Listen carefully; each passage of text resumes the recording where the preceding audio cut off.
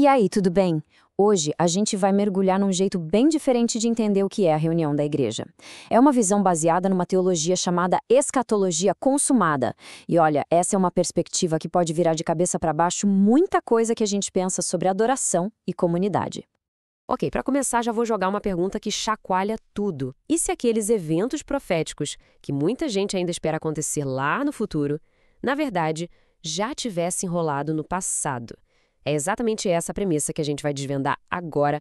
Para a gente conseguir caminhar junto aqui, é super importante ter essa definição bem clara. A escatologia consumada, basicamente, diz que o ano 70 depois de Cristo não foi um ano qualquer. Foi o ponto de virada, o cumprimento de uma era inteira. E isso, claro, cria a base para uma forma totalmente nova de entender a fé e a prática cristã. Então vamos começar pelo fundamento, pela base de tudo, a realidade que surge depois do ano 70. Nessa visão, a destruição do Templo de Jerusalém não foi só um evento histórico ou político, foi o fim de todo um sistema religioso. Mudou completamente as regras do jogo. A mudança que aconteceu foi absurda, radical mesmo. Antes, a adoração girava em torno de um lugar físico, um prédio. Era como uma sombra do que ainda estava por vir.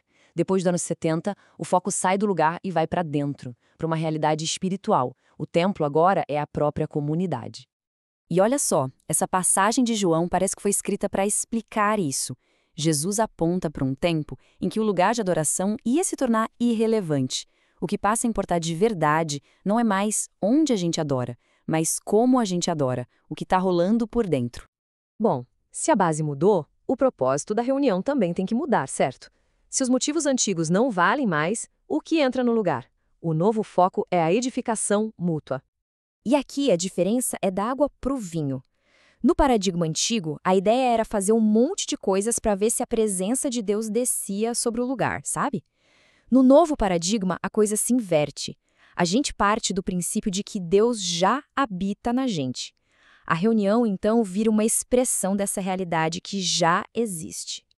Com essa nova mentalidade, os objetivos da reunião ficam muito mais práticos, mais relacionais. É sobre fortalecer um ao outro, compartilhar a vida, consolar, encorajar. É a vida de Cristo aparecendo na interação entre as pessoas. E o resultado natural disso tudo é gratidão. E tem uma passagem em Coríntios que vira tipo um manual de instruções para isso.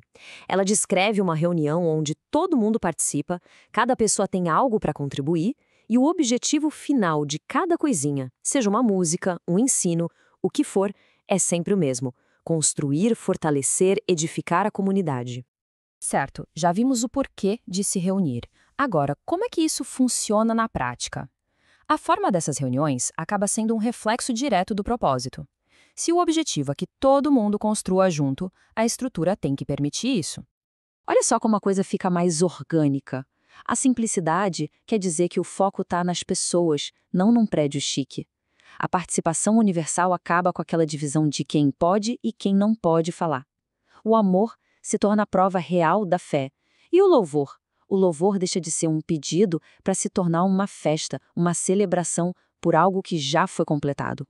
Bom, e quando uma mudança de paradigma tão gigante assim acontece, é natural que algumas práticas e ideias antigas percam o sentido, né? Essa perspectiva acaba reavaliando muitos elementos que são bem comuns na adoração hoje em dia. O contraste aqui é gritante. Orar pedindo para Cristo vir, a ideia é que o reino dele já foi estabelecido lá em 70. Tentar fazer algo para ganhar o favor de Deus não precisa. A graça já foi dada de forma total e completa. Aquele medo de um dia de juízo no futuro dá lugar à experiência de viver na nova criação agora. Ok, vamos juntar as peças agora. O foco principal, o coração dessa ideia toda, se resume a uma mudança de mentalidade. A gente para de esperar que algo aconteça e começa a expressar o que já é real. E aqui está o pulo do gato, a grande virada de chave. A reunião não é um ensaio para o futuro, é a performance da realidade que já existe no presente. A Nova Jerusalém não é vista como uma cidade de ouro lá no futuro, mas como a própria comunidade de pessoas, aqui e agora, onde a presença de Deus já é uma realidade. Sabe aquela passagem super conhecida de Mateus? Onde estiverem 2 ou 3, então. Nessa visão, isso não é interpretado como uma promessa de que Cristo vai aparecer misticamente, mas como uma declaração de um fato que é contínuo. A presença dele não é algo que a gente invoca, é uma constante na comunhão das pessoas.